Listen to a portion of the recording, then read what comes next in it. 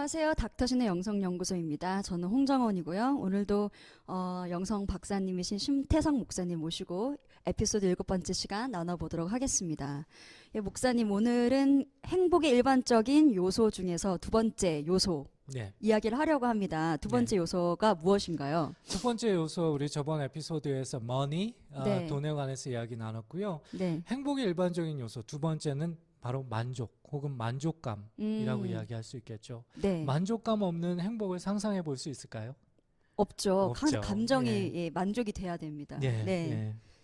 네. 그러면은 만족이 그러면 왜 중요한 거예요? 우리의 행복에. 그 이유는 무엇일까요? 만족이 중요한 이유는요. 네. 크게 세 가지 이유를 말씀드릴 수 있을 것 같아요. 첫 번째 이유는 우리가 바로 식스 센스를 가지고 있기 때문에 그렇다라고 말씀드리고 싶어요. 우리 오감이라고 하잖아요. 네. 오감 플러스 영감 이렇게 식스 센스를 네. 이야기할 수 있을 것 같은데요. 네. 청각, 시각, 후각, 촉각 이런 것을 가지고 있는데 네. 사실 이 모든 것들이 만족과 관련되어 있고 이 모든 것들이 만족스러울 때 우리는 행복을 경험하잖아요. 네. 그리고 네. 영적인 감각도 있기 때문에 이 감각이 있는 한 우리가 네. 행복에 대해서 이야기할 때 이 만족 혹은 만족감을 빼놓고 이야기할 수는 없겠죠. 두 번째 이유가 있다면은요. 네. 방금 전에도 이야기한 것처럼 만족 없는 행복은 상상할 수 없기 때문에 그렇습니다. 크게 학자들에 따르면은요, 이 만족감을 세 가지로 구분할 수 있을 것 같아요. 첫 네. 번째는 주관적인 만족, 네. 두 번째는 객관적인 만족, 세 번째는 사회적인 만족이 있는데요. 주관적인 만족은 그냥 내가 기분 좋은 거, 이거를 주관적인 만족이라고 하면 되겠습니다. 네. 그리고 구체적인 내용을 살펴보면은 좀 쾌락적인 부분, 네. 그리고 감각적인 부분, 그리고 감정적인 부분에 굉장히 이것이 주관적인 만족과 관련되고요. 객관적인 만족은 네. 누가 봐도 네. 이 사람은 만족스럽다라고 얘기할 수 있는 그런 부분을 의미하는 거예요. 네. 누가 봐도 예를 들면 내가 너무 배가 고픈데 네. 이 사람이 도넛을 먹었어요. 그리고 이제 배가 불러 만족스러워 하면 네. 나하고는 상관없는 얘기지만 주관적인 부분하고는 상관없는 얘기지만 내가 누구나 봤을 때 네. 이 사람은 만족스럽구나라는 것을 인정할 수 있잖아요. 네. 이런 것이 바로 객관적인 만족이라고 이야기할 수 있죠.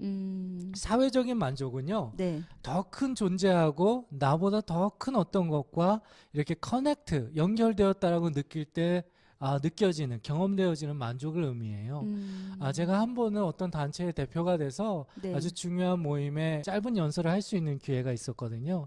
거기에는 아주 유명한 사람들, 그리고 네. 정치인들, 지도자들 이런 사람들이 왔는데 그때 마치 내가 특별한 사람이 된 것처럼 내가 살았던 그 영역이 아니고 더 큰 세계의 어떤 것과 연결이 된 것 같은 어떤 만족감이 느껴지더라고요. 네. 이런 것을 사회적인 만족이라고 이야기합니다. 그러나 만족감이라고 할 때 가장 이 세 가지 중에 어떤 것이 중요할까요?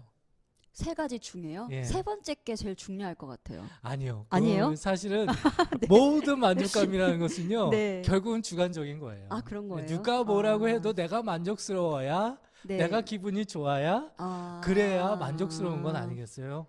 네. 사실은 이 개인적인 그 주관적인 만족감이 허락되어 있는 사회일수록 네. 행복할 가능성이 높다고 합니다. 그래서 그래서 예를 들면 우리가 짜장면을 먹었는데 네. 9명은 맛이 없다고 하고 1명은 맛있다고 하잖아요. 네. 그래? 그러면 그 1명에 대해서 뭐라고 하는 것이 아니라 네. 넌 그렇구나 라고 인정할 때 그것을 수용받을 수 있는 사회가 굉장히 행복한 사회가 될 가능성이 높다고 해요. 그런데 마치 9명은 그 맛이 없다고 하니까 너도 맛이 없어야 돼 이렇게 이야기하는 사회일수록 사실은 네. 행복하기가 어려운 사회라고 이야기할 수 있죠. 네. 그리고 세 번째 그 만족감 혹은 만족도가 중요한 이유는요. 네. 하나님이 가장 높은 선이기 때문에 그렇습니다. 우리가 우리가 그 수멈 보넘이라는 말 들어보셨나요? 예, 라틴어인데요. 네네. 어거스틴이 한 말입니다. 네. 하나님은 가장 높으신 선이다라는 뜻인데요. 네. 이 가장 높은 선이라고 할 때 이 내용이 세 가지를 의미합니다. 네. 첫 번째는 도덕적인 가장 높은 경지를 의미해요. 네. 그러니까 악한 것이 하나도 없는 경지. 네. 하나님이 그러신 분이시잖아요. 네. 두 번째는요. 바로 지식에 있어서 정말 모든 진리를 다 포함하고 있는 가장 높은 진리, 네. 그것을 포함하고요. 네. 그런데 이럴 때 하나님은 가장 높은 선이라고 할 때 세 번째 내용이 있는데요. 이것은 바로 가장 만족스러운 경지를 포함해요. 그래서 full of joy. 네. 그러니까 기쁨으로 가득 차고 기쁨으로 충만한 어떤 상태.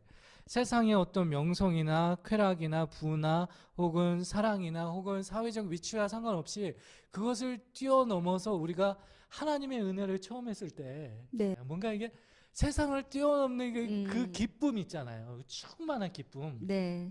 그리고 하나님 안에서 우리가 하나가 될 때 얻어지는 그 충만한 기쁨이 있잖아요. 네. 왜냐하면 이게 하나님이 가장 높은 선이기 때문에 그래요.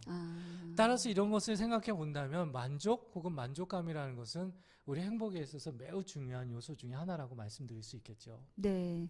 그 만족 중에서 주관적인 만족이 굉장히 중요하다. 이게 네. 참 새롭고 의미 있게 들리는데 그러면 네. 어떻게 해야지 우리가 만족을 얻을 수 있나요? 크게 이야기하면은요. 크게 네. 이야기 말씀드리자면 만족스러운 삶을 살아가는 두 가지 방법이 있습니다. 하나는 일반적인 방법이 있고요. 또 하나는 영적인 방법이 있어요. 네. 일반적인 방법은 매우 간단합니다. 뭐냐면 만족의 그 반대말이 무엇일까요? 불만족이요. 불만족. 네. 불만족스러운 걸 제거해 버리면 됩니다. 아.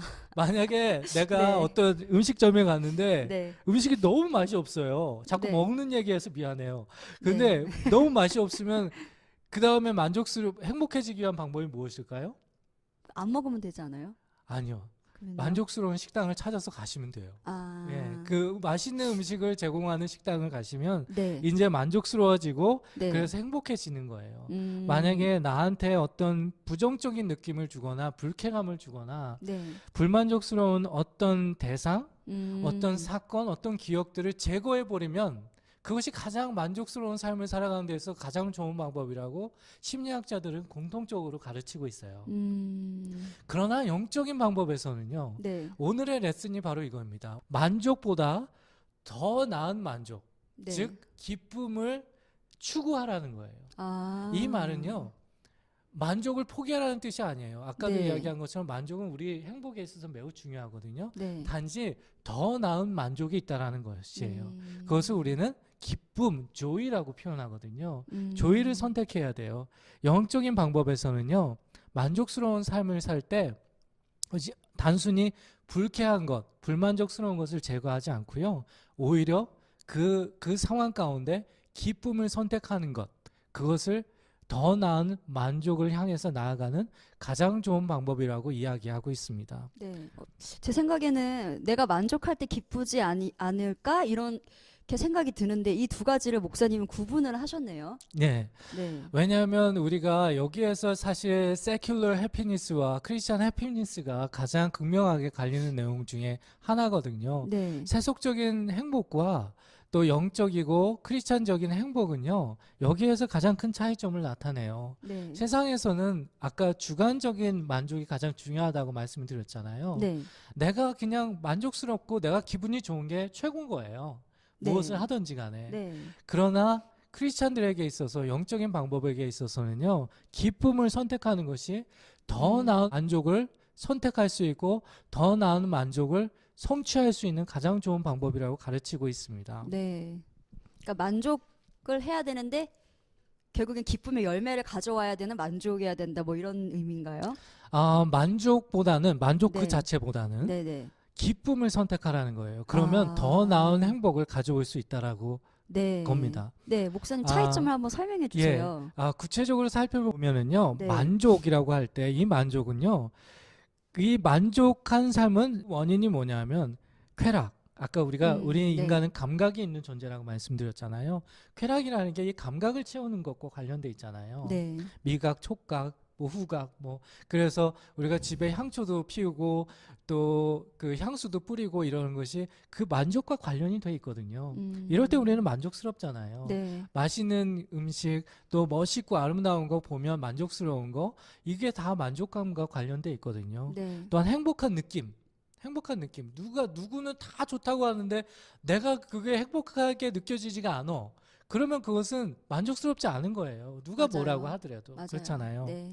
그리고 누군가를 비교해서 얻어지는 경험들 이런 것으로부터 오거나 혹은 그 성공의 성취 이런 네네. 것으로부터 와요. 네. 그런데 문제는 뭐냐면은요. 이 모든 것들이 이러한 것을 통해서만 만족을 얻으려고 하면은요. 문제는 우리는 우리가 알지 못하는 사이에 이기적인 사랑이나 또 왜곡된 사랑에 빠질 가능성이 높아요. 네. 예를 들면 pervert 변태들이 그렇잖아요. 네. 그 자기는 만족스러워갖고 네. 그 추운 겨울에 그 뭐랄까 바바리 입고서 네. 그 사람들 앞에 나타나갖고 만족스럽게 네. 바디를 자랑하는데 네. 문제는 그것을 보는 사람들은 그렇지 않단 말이죠. 그렇죠. 괴롭죠. 사이코패스도 마찬가지예요. 네. 다른 사람들에게 그렇게 할 때 자신이 굉장히 만족스럽게 생각하거든요. 그러니까 그런 행동을 하는 것이고요. 네. 또한 범죄도 마찬가지고 불링도 마찬가지예요. 네. 왕따라는 것도 사실은 마찬가지입니다. 단순히 우리가 내가 행복하게 살기 위해서 만족감만을 추구할 때 조이가 아니라 네. 기쁨이 아니라 만족감만을 추구할 때 그것은 아주 왜곡된 상태로 발전될 가능성이 매우 높아요. 네. 네. 심지어 어떤 사람들은 이런 만족감만을 추구하다 보니까 내가 알지 못하는 사이에 어떤 중독, 애딕션에 빠질 경우가 굉장히 많죠. 네네. 우리가 아까도 얘기했지만 우리가 추구하는 만족이라는 것이 대부분 1차원적이거나 2차원적인 것이 굉장히 많거든요. 네. 그러다 보면 그것에 집착하면 집착할수록 그것에 중독되는 현상들이 나타나게 되고요. 또 두려움에 빠지게 됩니다. 내가 알지 못하는 사이에. 두려움이요? 나는 만족스러운 삶을 더 추구하고 네. 있는데 네. 내가 알지 못하는 사이에 두려움이 더 커지는 경우도 있어요. 예를 들면 어떤 엄마가 자기의 자식이 있어서 아이가 있어서 너무 네. 행복한 거예요. 네네. 너무 만족스러워요. 네. 그런데 어느 순간부터 이 아이를 잃어버리면 어떡하지? 하는 불안감에 빠지게 되거든요. 저 약간 이런 거 있어요. 네. 네. 그리고 어떤 남편이 자기 아내가 너무 좋은 거예요. 그래서 너무 사는 게 만족스러워요. 그런데 어느 순간부터 이 아내를 잃어버리면 어떡하지 하는 불안감에 빠지게 되고 병리적인 현상까지 네. 발전되는 경우가 있거든요. 네. 우리가 만족만 추구하잖아요. 그러면 이러한 결과에 빠질 가능성이 매우 높아요. 네. 행복한 인생으로 더 발전되는 것이 아니라 불행한 인생으로 발전될 가능성이 더 높다라는 거예요. 네. 게다가 더 큰 이슈는 뭐냐면은요. 우리가 흔히 상상하고 추구하는 perfect satisfaction 그것 자체가 존재하지 않는다라는 거예요. 이 예, 땅에서는요? 이 땅에서는. 네네. 적어도 이 땅에서는. 우리가 생각하는 우리는 이것이 없으니까 더 만족스러운 걸 완벽한 만족을 찾아서 살아야지 해서 이것도 시도해보고 저것도 시도해보고 이것도 맛보고 저것도 보고 이것도 경험해보고 그러잖아요. 네. 근데 실제로 우리가 인간의 역사를 살펴보면 아시겠지만 또 여러 가지 과학적인 연구를 살펴보면 아시겠지만 이 땅 안에서는요 완벽한 만족이 없어요. 그러면 우리가 알지 못하는 사이에 배드 사이클, 악순환이 계속되는 거예요. 네. 내가 알지 못하는 사이에 가장 피상적이고 어떻게 보면 잊지 않은 것 때문에 잊지 않은 것을 위해서 살아가다가 내 인생이 허비되는 그런 결과를 초래하게 된다는 것이죠. 네. 그래서 기독교 신앙에 있어서는 만족보다는 기쁨, 조이를 추구하라고 가르치고 있어요. 왜냐하면 우리가 추구하는 그 만족보다는 기쁨을 추구할 때 비로소 더 나은 만족을 가져올 가능성이 매우 높기 때문에 그렇죠. 네. 그럼 기쁨의 특징은 뭐죠?